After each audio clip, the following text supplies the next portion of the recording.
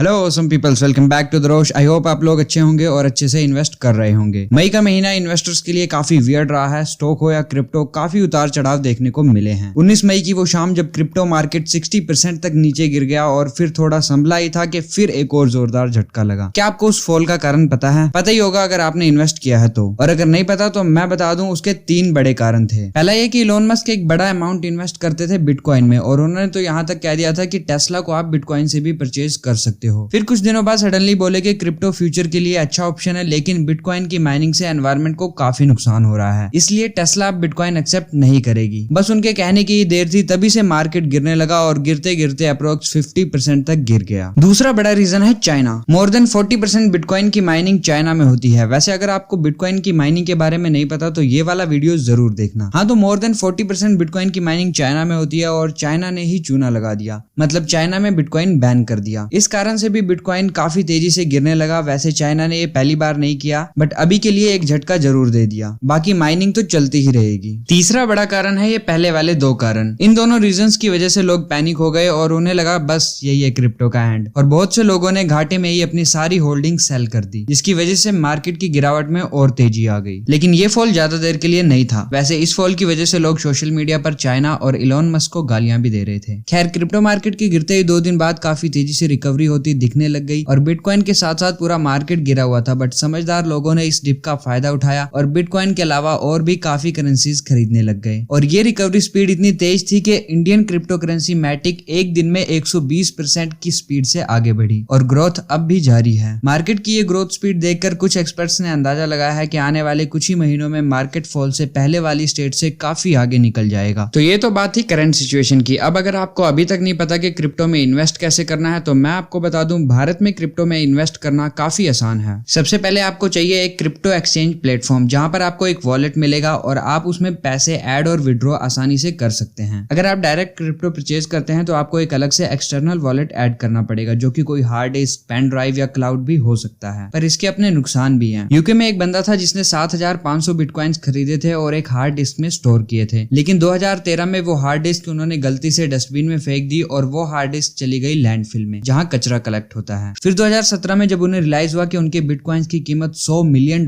पार कर चुकी है, तो वो गए यूके काउंसिल के पास और उन्होंने परमिशन मांगी कि उन्हें उनकी हार्ड डिस्क इस कचरे में से ढूंढने दी जाए, लेकिन काउंसिल ने मना कर दिया क्योंकि ये खतरे का काम होता है। अगर आज उनके पास वो हार्ड डिस्क होती तो वो रातों रात अमीर बन जाते। खैर, आपने इन चक्रों में नहीं पड़ना। भारत में आपको बहुत से क्रिप्टो एक्सचेंज प्लेटफॉर्म्स मिल जाएंगे। इन एप्स के थ्रू आप आसानी से क्रिप्टो में ट्रेडिंग कर सकते हो और ये एप्स कायदे से आपकी केवाईसी करती हैं, आधार और पैन वेरीफाई करती हैं, जिससे आपके साथ कोई फ्रॉड ना हो। मार्केट में आजकल काफी तेजी से नए नए क्रिप्टो करेंसीज आ रही हैं और ये काफी आसान भी है बनाना। आप कोई क्रिप्टो करेंसी कैसे बना सकते हैं उसके बारे में इस वीडियो में मैंने पूरा बताया हुआ है। तो मार्केट में नई करेंसी आते ही लोग उसमें काफी तेजी से पैसे लगाने लगते हैं और उनका प्राइस एकदम से हाइक कर जाता है। जैसे दुबई कॉइन, जिसने लॉन्च होते ही पहले दिन में 1000% का रिटर्न दे दिया था। अगर कोई नई क्रिप्टो करेंसी बनाता है तो उसे कोडिंग के साथ साथ एक न्यू ब्लॉकचेन भी बनाना पड़ेगा, जिसमें काफी मेहनत, टाइम और पैसा लगता है। लेकिन वही अगर किसी नई क्रिप्टो करेंसी को किसी और ब्लॉकचेन पर लिस्ट कर दिया जाए तो काफी कम टाइम में, कम खर्चे में आसानी से एक नई क्रिप्टो करेंसी बन सकती है। ऐसे कॉइन्स को टोकन कहा जाता है। किसी टोकन और कॉइन को पहचानना थोड़ा मुश्किल होता है और टोकन को आसानी से 1-2 लाख में लिस्ट भी कराया जा सकता है किसी क्रिप्टो प्लेटफॉर्म पर। लेकिन आजकल काफी स्कैम्स चलने लग रहे हैं, जिनमें देखने को मिलता है कोई न्यू करेंसी आई है, लोगों ने तेजी से उसमें पैसा लगाया है और जैसे ही उसका प्राइस बढ़ा, उस कॉइन के फाउंडर्स और डेवलपर्स उसे बेचकर निकल जाते हैं। ऐसे में आपको काफी ध्यान रखना पड़ेगा कि जो भी करेंसी आप परचेज कर रहे हैं वो कॉइन है या टोकन। उस करेंसी के बारे में अच्छे से जानना, रिसर्च करना और उस करेंसी का मतलब क्या है, क्यों उसे क्रिएट किया गया है और कितना उसका मार्केट कैप है, ये सब जानने के बाद अगर आप उसमें इन्वेस्ट करते हैं तो आपको एक अच्छा खासा रिटर्न मिल सकता है। जब बिटकॉइन आया था और लोगों ने उसे ट्रांजैक्शन करनी स्टार्ट करी थी, उस टाइम बिटकॉइन से ट्रांजैक्शन में काफी टाइम लग जाता था। एवरेज टाइम ही उसका 10 मिनट का था। तब उसके अल्टरनेटिव के तौर पर इथेरियम को बनाया गया। इसे ट्रांजैक्शन में 30 से 40 सेकंड का टाइम ही लगता था। उसके बाद और इंप्रूवमेंट की गई और रिपल बनाया गया, जिसमें ट्रांजैक्शन टाइम 3 से 4 सेकंड का ही था। और इसी तरह से सभी क्रिप्टो करेंसीज को किसी न किसी पर्पज से बनाया गया है। जैसे डोज कॉइन को मजाक के तौर पर बिटकॉइन का अल्टरनेटिव बनाया गया था। वैसे बिटकॉइन की सप्लाई लिमिटेड है, सिर्फ 21 मिलियन बिटकॉइन ही माइन किए जा सकते हैं और अभी तक मार्केट में 90% बिटकॉइंस बन चुके हैं और ऐसा माना जाता है कि आखिरी बिटकॉइन साल 2140 में बनेगा। वहीं अगर हम बात करें डोज कॉइन की तो इसकी सप्लाई लिमिटेड नहीं है। हर साल लगभग 5 मिलियन डोज कॉइन कॉइन्स और ऐड किए जाते हैं। और किसी चीज की वैल्यू तभी बढ़ती है जब उसकी सप्लाई लिमिटेड हो, जैसे बिटकॉइन लिमिटेड है तो उसका प्राइस इतना ज्यादा है। उसी तरह एक और एग्जांपल लेते हैं गोल्ड का। गोल्ड पूरे वर्ल्ड में लिमिटेड है, एक लिमिटेड क्वांटिटी में है। जैसे जैसे उसकी डिमांड बढ़ेगी उसका प्राइस भी जरूर बढ़ेगा। लेकिन डोजकॉइन के केस में एज सच कुछ ऐसा प्राइस प्रेडिक्शन नहीं किया जा सकता। टेस्ला और स्पेसएक्स के फाउंडर इलॉन मस्क हमेशा डोजकॉइन को सपोर्ट करते हैं और वो इसके डेवलपर्स के टच में भी काफी टाइम से हैं। उन्होंने बताया है कि वो डोजकॉइन के डेवलपर्स के साथ मिलकर डोजकॉइन की सप्लाई लिमिटेड करने पर काम कर रहे हैं, जिससे इस मीम कॉइन की वैल्यू भी बढ़ सके। तो देखते हैं क्या बनता है इस फ्यूचर करेंसी का। वीडियो से कुछ इन्फॉर्मेशन मिली है तो इसे जरूर लाइक करें और ज्यादा से ज्यादा शेयर करें। Thanks for watching, see you in the next.